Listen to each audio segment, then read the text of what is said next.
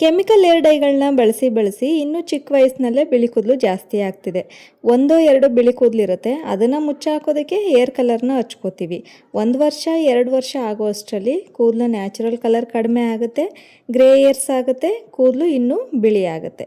ಯಾಕಂದರೆ chemical air ಡೈಗಳಲ್ಲಿ ammonia PPD ಇರೋದ್ರಿಂದ ಇದು ನಮ್ಮ ಸ್ಕ್ಯಾಲ್ಪ್ಗೂ ಒಳ್ಳೆಯದಲ್ಲ, ಸ್ಕಿನ್ಗೂ ಒಳ್ಳೆಯದಲ್ಲ, ಹಾಗೆ ನಮ್ಮ ಹೆಲ್ತ್ಗೂ ಕೂಡ ಒಳ್ಳೆಯದಲ್ಲ. ಇದು ಕೂದಲ ಬುಡಕ್ಕೆ ಅಂದರೆ ರೂಟ್ಸಿಗೆ ಹೋಗಿ ಅಲ್ಲಿ ಬ್ಲ್ಯಾಕ್ ಪಿಗ್ಮೆಂಟ್ ರೆಡ್ಯೂಸ್ ಮಾಡುವಂತಹ ಏರ್ ಸೆಲ್ಸನ್ನು, ಮೆಲನಿನ್ ಸೆಲ್ಸನ್ನು ಡ್ಯಾಮೇಜ್ ಮಾಡುತ್ತೆ. ಅದರಿಂದ ಎಲ್ಲ ಕೂದಲು ಬೆಳ್ಳಗಾಗುತ್ತೆ. ಒಂದು ಸಾರಿ ಕೂದಲು ಬೆಳ್ಳಗಾದರೆ ಮತ್ತೆ ಬ್ಲ್ಯಾಕ್ ಏರ್ಸ್ ಬರೋದಕ್ಕೆ ತುಂಬಾ ಕಷ್ಟ ಆಗುತ್ತೆ. ಸೊ ಇವತ್ತು ನಾನು ಯಾವುದೇ ಕೆಮಿಕಲ್ಸ್ ಇಲ್ಲದೆ ಇರೋವಂತಹ, ಸೈಡ್ ಎಫೆಕ್ಟ್ಸ್ ಇಲ್ಲದೆ ಇರೋವಂತಹ ನ್ಯಾಚುರಲ್ ಏರ್ ಕಲರನ್ನು ಶೇರ್ ಮಾಡ್ತಾ ಇದ್ದೀನಿ.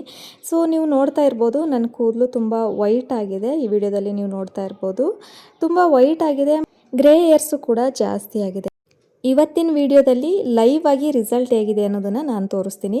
ನೀವು ಫಸ್ಟ್ ಇಲ್ಲಿ ನೋಡ್ತಾ ಇದ್ದೀರಾ, ಕೂದಲು ತುಂಬ ವೈಟ್ ಆಗಿದೆ ಮತ್ತು ಗ್ರೇ ಆಗಿದೆ ಮತ್ತು ಕೂದಲು ತುಂಬ ರಫ್ ಆಗಿ ಕೂಡ ಕಾಣ್ತಾ ಇದೆ.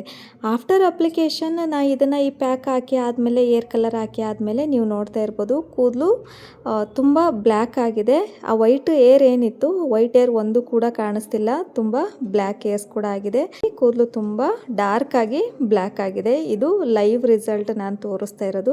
ಈ ಏರ್ ಕಲರ್ನ ಹಚ್ಚೋದ್ರಿಂದ ಕೂದಲು ತುಂಬ ಡಾರ್ಕ್ ಆಗುತ್ತೆ, ಬ್ಲ್ಯಾಕ್ ಆಗುತ್ತೆ, ಕೂದಲು ಶೈನಿಂಗ್ ಆಗುತ್ತೆ ಮತ್ತು ಕೂದಲು ಬೆಳೆಯೋದಕ್ಕೂ ಕೂಡ ಸಹಾಯ ಆಗುತ್ತೆ.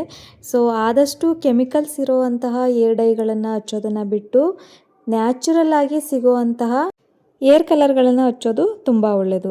ಸೊ ನಾನಿಲ್ಲಿ ಇಂಡಿಗೋ ಪೌಡರನ್ನು ತಗೋತಾ ಇದ್ದೀನಿ. ಇಂಡಿಗೋ ಪೌಡರು ಇದೊಂದು ಗಿಡದ ಎಲೆಯಿಂದ ಆ ಎಲೆನ ತೆಗೆದು ಒಣಗಿಸಿ ಪುಡಿ ಮಾಡಿ ಯೂಸ್ ಮಾಡುವಂಥದ್ದು. ಇದರಲ್ಲಿ ಯಾವುದೇ ರೀತಿ ಕೆಮಿಕಲ್ಸ್ ಇಲ್ಲ.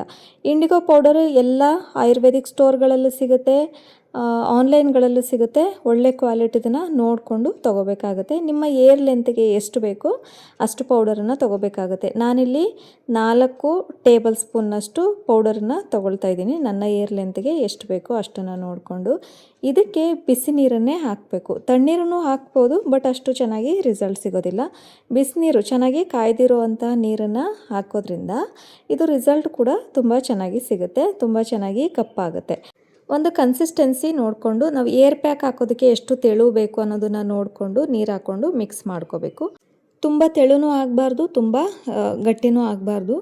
ಸೊ ಆ ರೀತಿ ನೋಡಿಕೊಂಡು ನೋಡಿ, ಇಷ್ಟು ಕನ್ಸಿಸ್ಟೆನ್ಸಿ ಇದ್ದರೆ ಸಾಕಾಗುತ್ತೆ. ತುಂಬ ತೆಳುವಾಗಿ ಕಲಿಸ್ಕೊಂಡಾಗ ಏನಾಗುತ್ತೆ, ಅದು ನಾವು ತಲೆಗೆ ಹಚ್ಕೊಂಡಾಗ, ಪ್ಯಾಕ್ ಹಾಕಿದಾಗ ಮುಖದ ಮೇಲೆ, ಹಣೆ ಮೇಲೆಲ್ಲ ಹರಿಯೋದಕ್ಕೆ ಶುರುವಾಗುತ್ತೆ. ಅಲ್ಲಿ ಕೂಡ ಕಲರ್ ಚೇಂಜ್ ಆಗುತ್ತೆ, ಕಪ್ಪಾಗುವಂಥದ್ದು ಈ ಥರ. ಮತ್ತು ಕುತ್ತಿಗೆ ಮೇಲೆಲ್ಲ ಹರಿಯೋದಕ್ಕೆ ಶುರುವಾಗುತ್ತಲ್ಲ, ಆವಾಗ ಕುತ್ತಿಗೆ ಕಪ್ಪಾಗೋದು, ಹಣೆ ಕಪ್ಪಾಗೋದು ಹಿಂಗೆಲ್ಲ ಆಗುತ್ತೆ. ಸೊ ತುಂಬ ದಪ್ಪವಾಗಿ ಕಲಿಸ್ಕೊಂಡಾಗ ಏನಾಗುತ್ತೆ, ಅದು ಕೂದಲಿಗೆ ಸರಿಯಾಗಿ ಹಚ್ಚೋದಕ್ಕಾಗೋದಿಲ್ಲ, ಸರಿಯಾಗಿ ಬಣ್ಣ ಹಿಡಿಯೋದಿಲ್ಲ. ಹಾಗಾಗಿ ಮೀಡಿಯಮ್ ಕನ್ಸಿಸ್ಟೆನ್ಸಿ ನೋಡಿಕೊಂಡು ಚೆನ್ನಾಗಿ ಗಂಟುಗಳಿಲ್ಲ ಇರೋ ರೀತಿ ಮಿಕ್ಸ್ ಮಾಡಿಕೊಂಡು ಫಸ್ಟು ಕೂದಲನ್ನ ಚೆನ್ನಾಗಿ ಬಾಚ್ಕೋಬೇಕು. ಇನ್ನೊಂದು ಮುಖ್ಯವಾಗಿ ತಿಳ್ಕೊಬೇಕಾಗಿರೋದು ಏನು ಅಂತಂದರೆ, ಇದನ್ನು ಹಚ್ಚೋದಕ್ಕಿಂತ ಮುಂಚೆ 1 ದಿನ ಮುಂಚೆ ನೀವು ಶಾಂಪೂ ಹಾಕಿ ಏರ್ ವಾಶನ್ನ ಮಾಡಿರಬೇಕು. ಶಾಂಪೂ ಹಾಕಿ ಏರ್ ವಾಶನ್ನ ಮಾಡಿ ನೆಕ್ಸ್ಟ್ ಡೇ ಈ ಪ್ಯಾಕನ್ನು, ಈ ಇಂಡಿಗೋ ಪೌಡರ್ ಏನಿರುತ್ತೆ ಏರ್ ಕಲರನ್ನು ಅಪ್ಲೈ ಮಾಡಬೇಕು.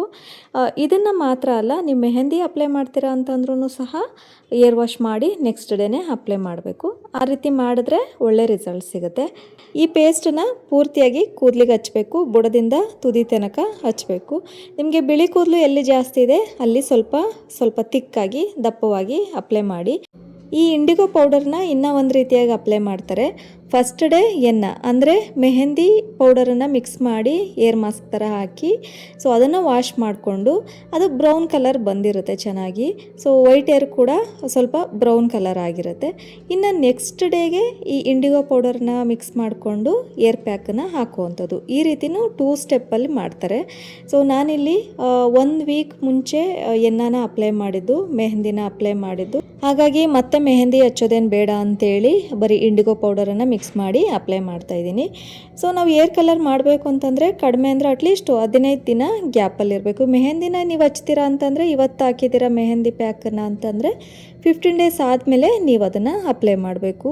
ಅದೇ ರೀತಿ ಇವತ್ತು ನೀವು ಇಂಡಿಗೋ ಹಾಕಿದ್ದೀರಾ ಅಂತಂದರೆ ಇನ್ನು 15 ದಿನ ಆದಮೇಲೆ ನೀವು ಇದನ್ನು ಅಪ್ಲೈ ಮಾಡಬೇಕು. ಎರಡನ್ನೂ ಮಿಕ್ಸ್ ಮಾಡಿ ಕೂಡ ಅಪ್ಲೈ ಮಾಡ್ಬೋದು, ಅಥವಾ ಫಸ್ಟ್ ಡೇ ಮೆಹಂದಿ ಹಾಕಿ ನೆಕ್ಸ್ಟ್ ಡೇ ಇಂಡಿಗೋನು ಹಾಕ್ಬೋದು. ಸೊ ನಾನು ಬರೀ ಇದೊಂದನ್ನು ಮಾತ್ರ ಇಂಡಿಗೋ ಮಾತ್ರ ಅಪ್ಲೈ ಮಾಡಿ ತೋರಿಸ್ತಾ ಇದ್ದೀನಿ. ಯಾಕೆ ಅಂತಂದರೆ ರಿಸಲ್ಟ್ ಹೇಗೆ ಬರುತ್ತೆ ಅನ್ನೋದನ್ನು ನಿಮಗೂ ಕೂಡ ತೋರಿಸ್ಬೇಕಲ್ವ. ನಾನಿವತ್ತು ನಿಮಗೆ ಲೈವ್ ರಿಸಲ್ಟನ್ನು ತೋರಿಸ್ತಾ ಇದ್ದೀನಿ, ವರ್ಕ್ ಆಗುತ್ತಾ ಇಲ್ವಾ ಅಂತ.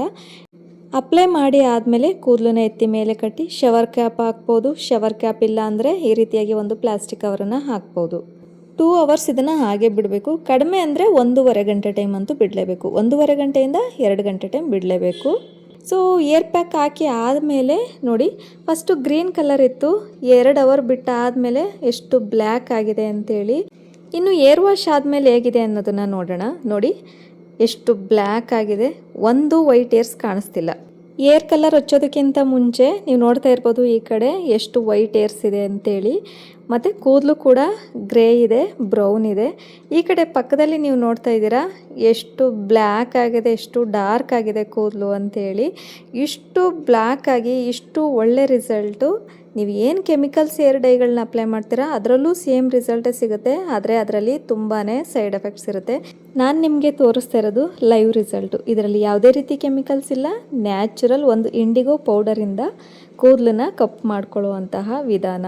ಇನ್ನು ಏರ್ ವಾಶ್ ಹೇಗೆ ಮಾಡಬೇಕು ಅಂತಂದರೆ, ನೀವು ಡ್ರೈ ಆದಮೇಲೆ 2 ಅವರ್ಸ್ ಬಿಟ್ಟು ವಾಶ್ ಮಾಡಬೇಕಾದ್ರೆ ಶಾಂಪೂನ ಹಾಕಬಾರ್ದು, ಕಂಡೀಷ್ನರ್ನು ಕೂಡ ಹಾಕಬಾರ್ದು. ಹಾಗೆ ಉಗುರು ಬೆಚ್ಚಗಿರುವಂಥ ನೀರಿಂದ ಏರ್ ವಾಶನ್ನು ಮಾಡ್ಕೋಬೇಕು. ಫಸ್ಟ್ ಡೇ ಕೂದಲು ಡ್ರೈ ಆದಮೇಲೆ ಸ್ವಲ್ಪ ಕೊಬ್ಬರಿ ಎಣ್ಣೆನ ಹಚ್ಚಿ ನೆಕ್ಸ್ಟ್ ಡೇ ಶಾಂಪೂಯಿಂದ ಏರ್ ವಾಶ್ನ ಮಾಡಿ ಕಂಡೀಷ್ನರ್ನ ಅಪ್ಲೈ ಮಾಡ್ಬೋದು.